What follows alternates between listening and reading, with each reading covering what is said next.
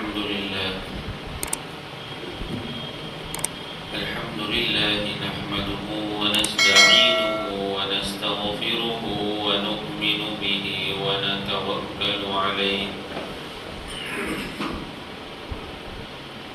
ونعوذ بالله من شرور أنفسنا ومن سيئات أعمالنا من يهده الله فلا مضل له ومن يضلله فلا هادي له ونشهد أن لا إله إلا الله وحده لا شريك له ونشهد أن سيدنا ومولانا محمدا عبده ورسوله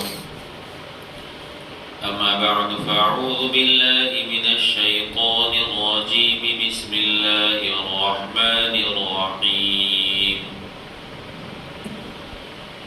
حرمت عليكم أمهاتكم وبناتكم وأخواتكم وعماتكم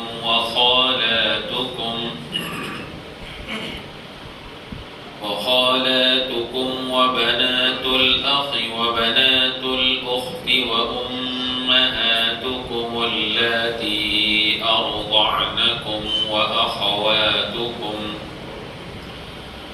وأخواتكم من الرضاعة وأمهات نسائكم وربائبكم اللاتي في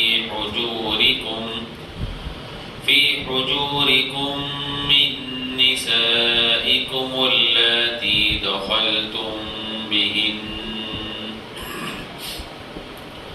فإن لم تكونوا دخلتم بهن فلا جناح عليكم وحلائل أبنائكم الذين من أصلابكم وأن تجمعوا بين الأختين إلا ما قد سلف إن الله كان غفورا رحيما. یہ سورہ نساء کی 23 نمبر کی آیت کریمہ ہے.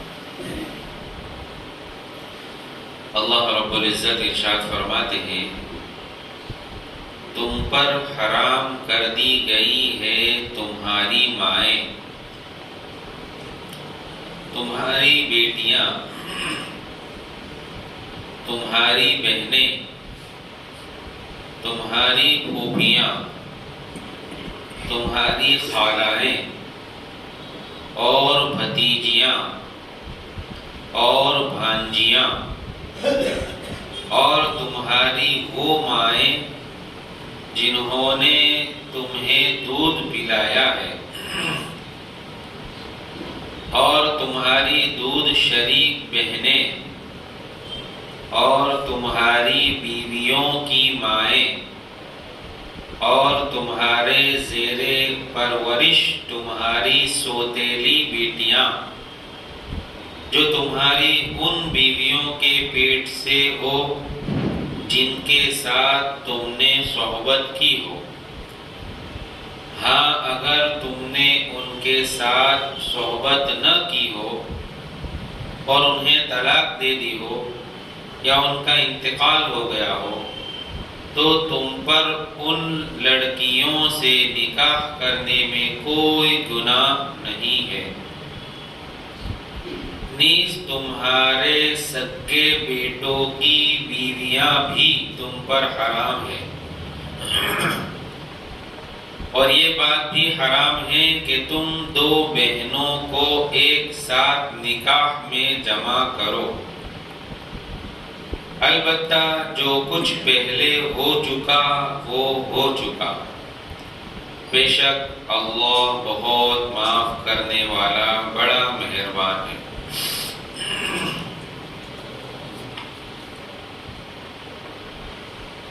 اس آیت میں اللہ رب العزت نے ان عورتوں کا ذکر فرمایا جو ایک مرد پر حرام ہوتی ہے،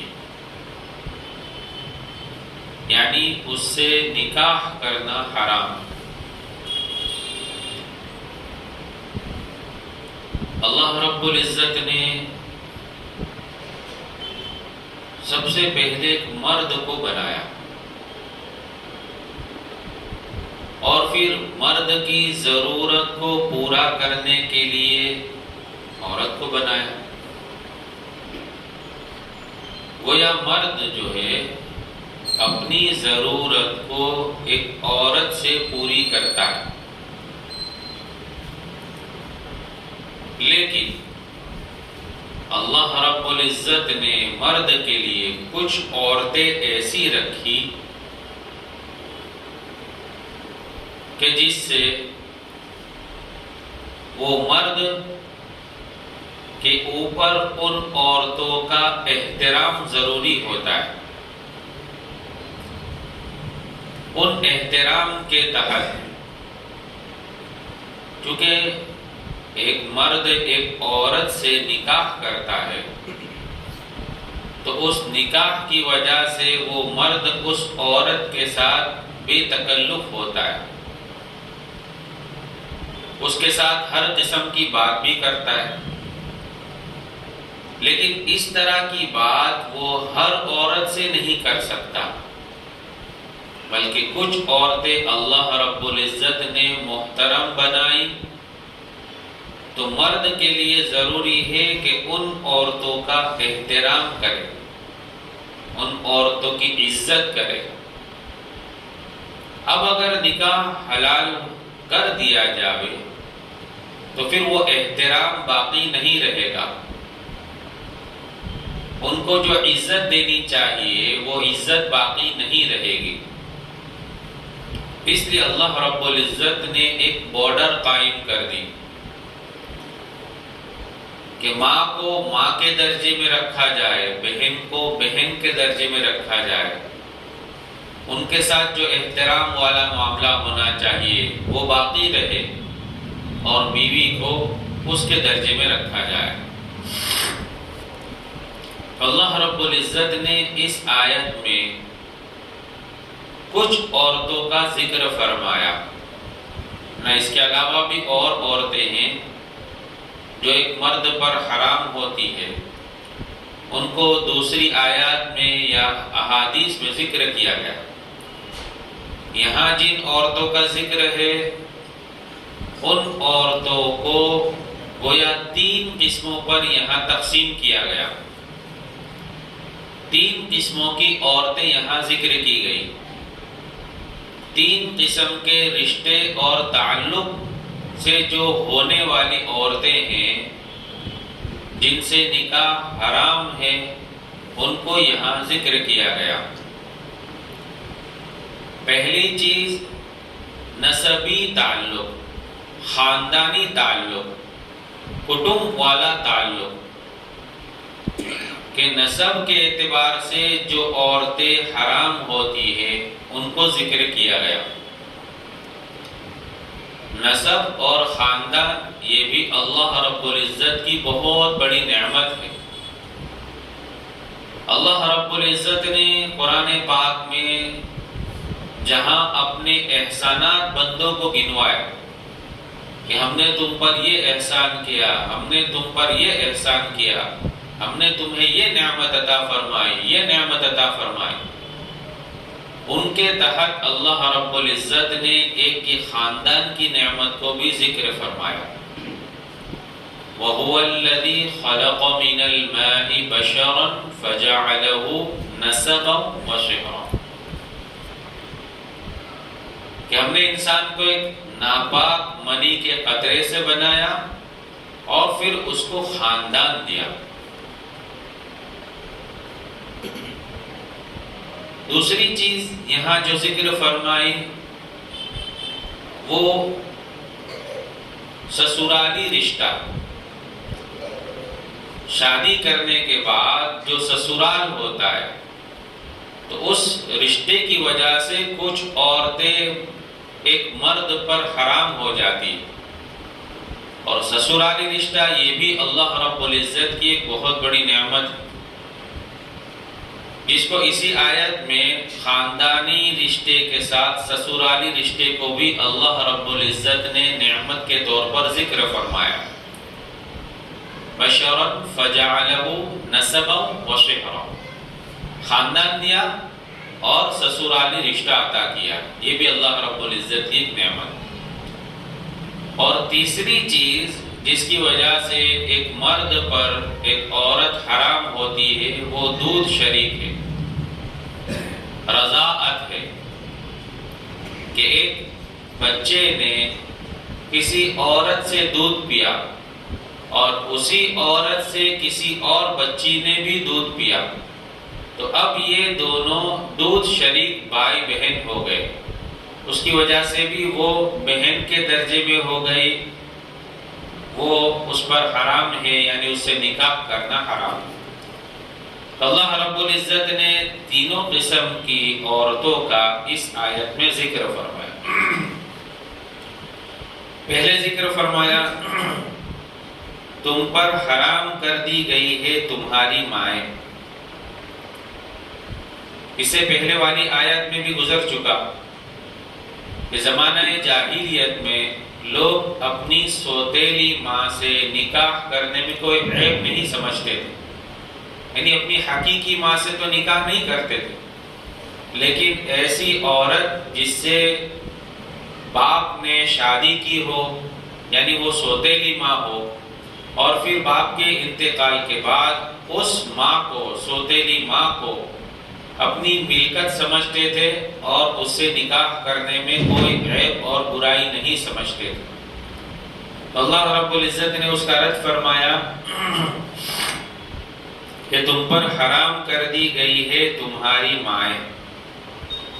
دوسرے نمبر پر ذکر فرمایا تمہاری بیٹیاں. اب بیٹی یہ بھی ایک باپ کے اوپر حرام ہے، چاہے بیٹی حقیقی بیٹی ہو، یعنی ایسی بیٹی ہے جو خود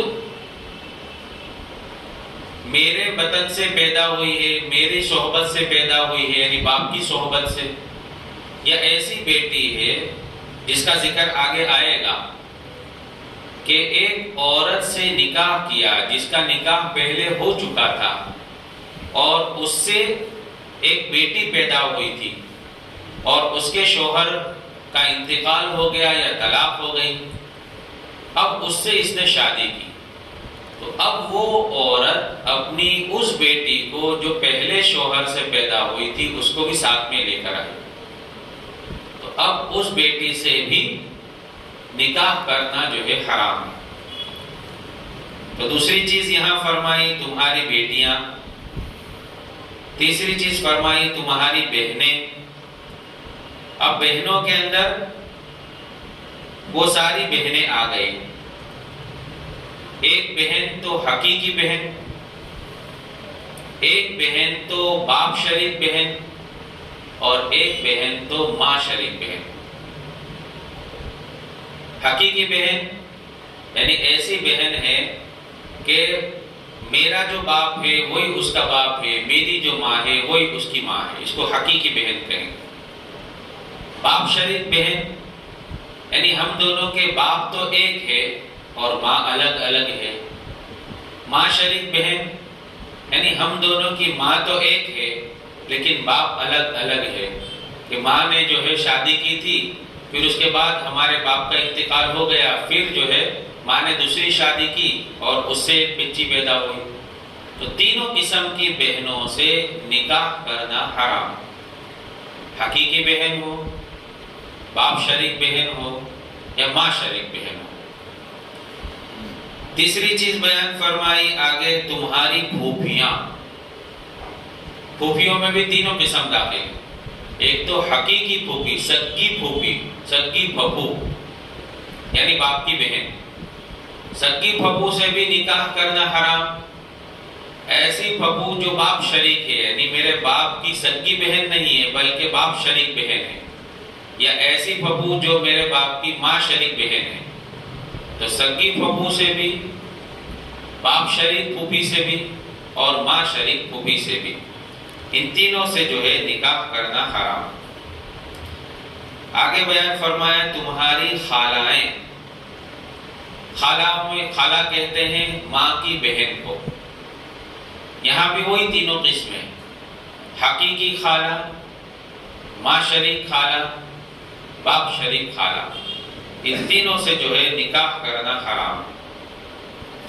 آگے بیان فرمایا اور بھتیجیاں، کہ تمہاری بھتیجیاں بھی تم پر حرام ہیں۔ بھتیجی میں بھی حقیقی بھتیجی، باپ شریک بھتیجی اور ماں شریک بھتیجی۔ اسی طرح بھانجیاں، بھانجی یعنی بہن کی بیٹی، حقیقی بھانجی، ماں شریک بھانجی یا باپ شریک بھانجی۔ اور تمہاری وہ مائیں جنہوں نے تمہیں دودھ پلایا ہے، یہاں تک تو نسبی رشتہ بیان کیا، نسب والا خاندانی رشتہ، بیٹیاں ہیں، بہن ہیں، پھوپھیاں ہیں، خالہ ہے، بھتیجیاں ہیں، بھانجیاں ہیں، یہ ابھی تک جو بیان ہو بھانجیوں تک وہ نسبی رشتہ ہے، خاندانی رشتہ ہے۔ اب آگے جو ہے دودھ شریک رشتے کو بیان فرما رہے ہیں، اور تمہاری وہ مائیں جنہوں نے تمہیں دودھ پلایا ہے، وہ ماں بھی تم پر جو ہے حرام ہے۔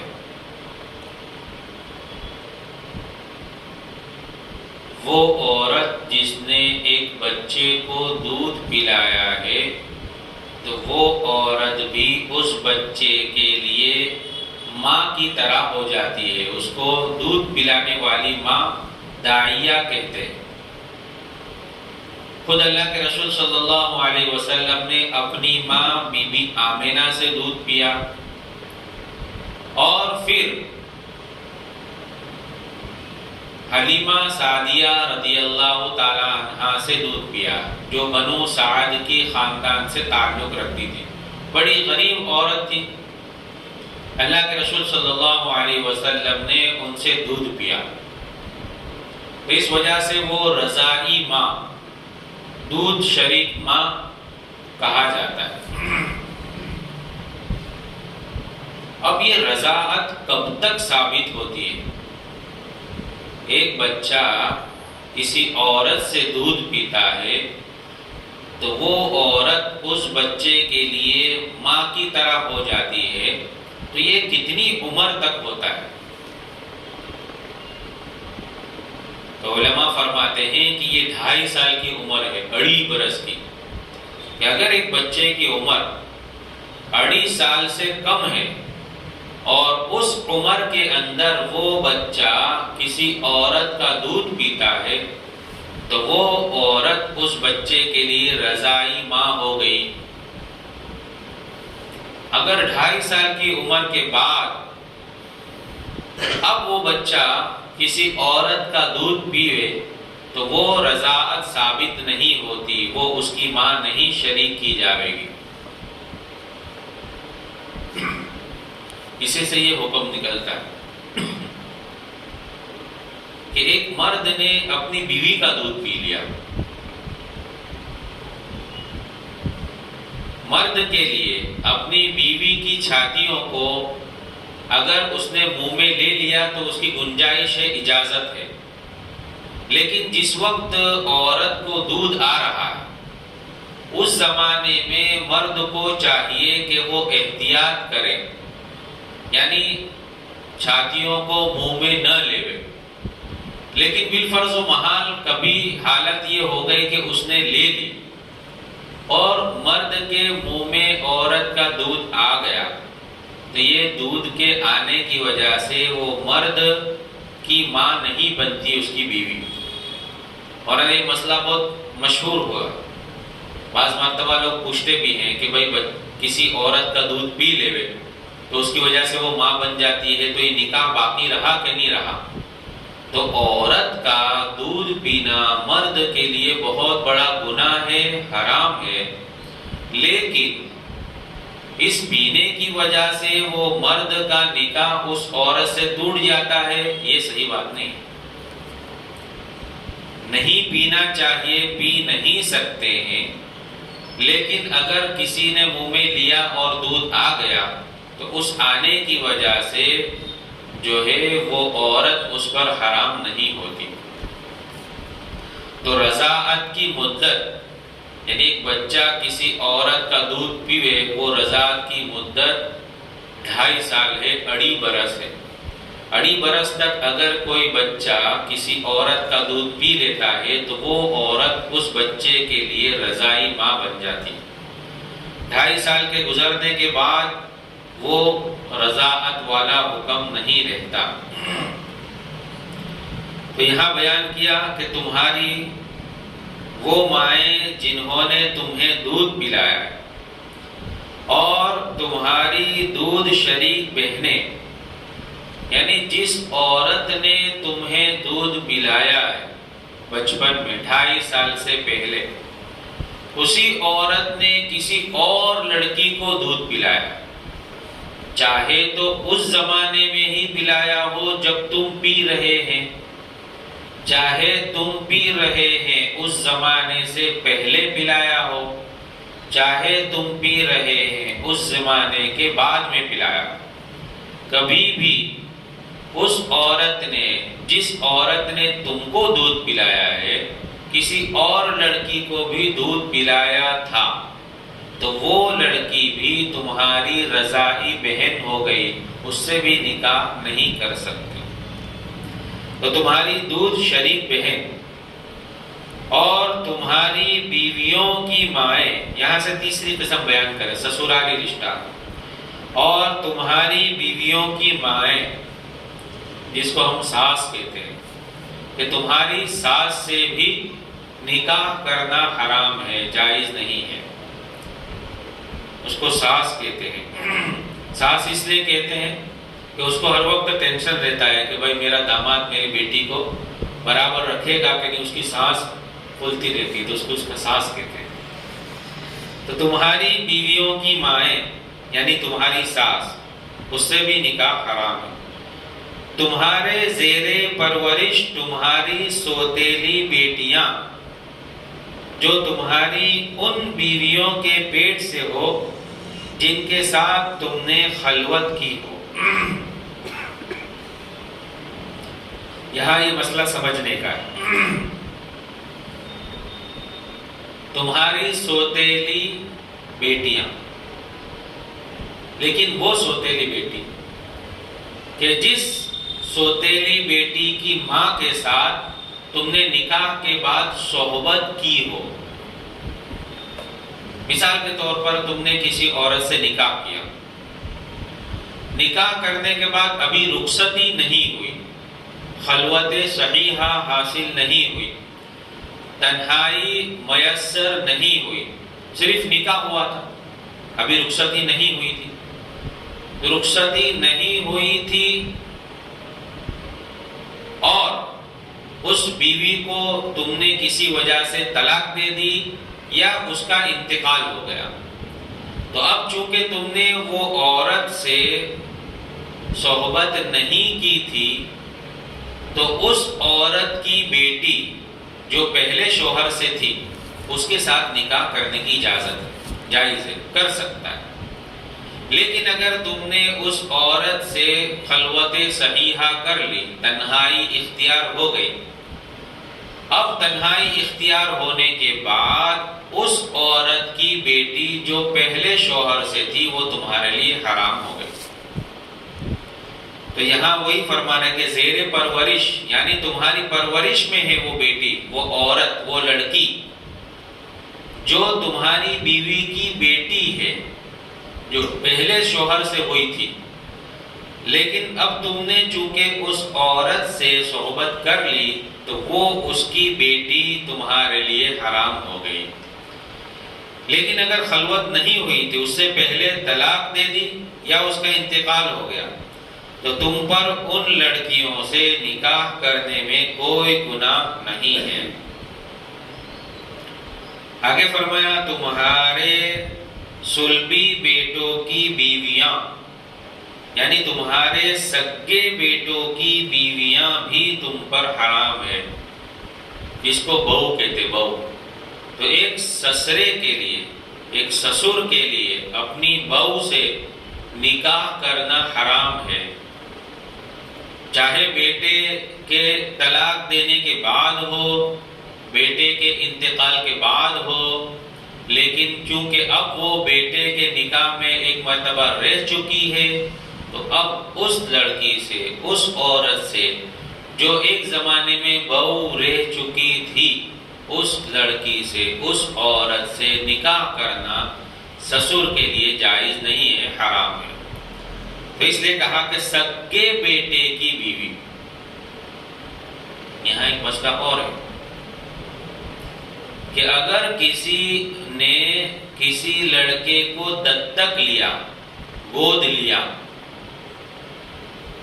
لے پالک، متبنہ، منہ بولا بیٹا، اور اس بیٹے نے کسی عورت سے نکاح کیا، اب اس بیٹے کا یا تو انتقال ہو گیا یا اس بیٹے نے اپنی بیوی کو طلاق دے دی، تو یہ جو بیٹا ہے وہ حقیقی بیٹا نہیں ہے، صلبی بیٹا نہیں ہے. اس وجہ سے اگر اس بیٹے کی بیوی سے اگر یہ شادی کرنا چاہے تو وہ شادی کر سکتا ہے، اس کی اجازت ہے. تو اس لیے اللہ فرماتے ہیں کہ حقیقی بیٹا، سگا بیٹا، اس کی بیویوں سے بھی نکاح حرام ہے.